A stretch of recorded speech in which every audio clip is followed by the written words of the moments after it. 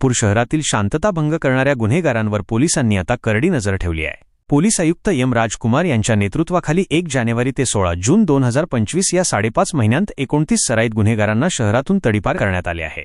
Police उपायुक्त विजय कबाडे यांनी गेल्या 1.5 वर्षात 100पेक्षा जास्त गुन्हेगारांना जिल्ह्यातून हद्दपार केले आहे। या कारवाईमुळे शहरात गुन्हेगारीला आळा बसण्यास मदत झाली आहे।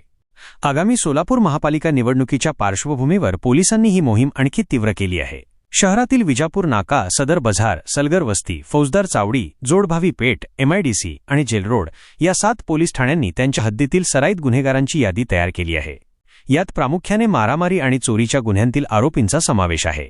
2 किंवा अधिक गुन्हे दाखल असलेल्या गुन्हेगारांना तडीपार करण्याचा प्रस्ताव पोलीस आयुक्तालयाकडे पाठवला जातो। चौकशीनंतर पोलीस उपायुक्त त्यावर कारवाई करतात। आणखी 25 सराईत गुन्हेगार सध्या पोलिसांच्या रडारवर असून त्यांच्या वर्तनात बदल न झाल्यास त्यांनाही तडीपार केले जाईल, असा स्पष्ट इशारा पोलिसांनी दिला आहे।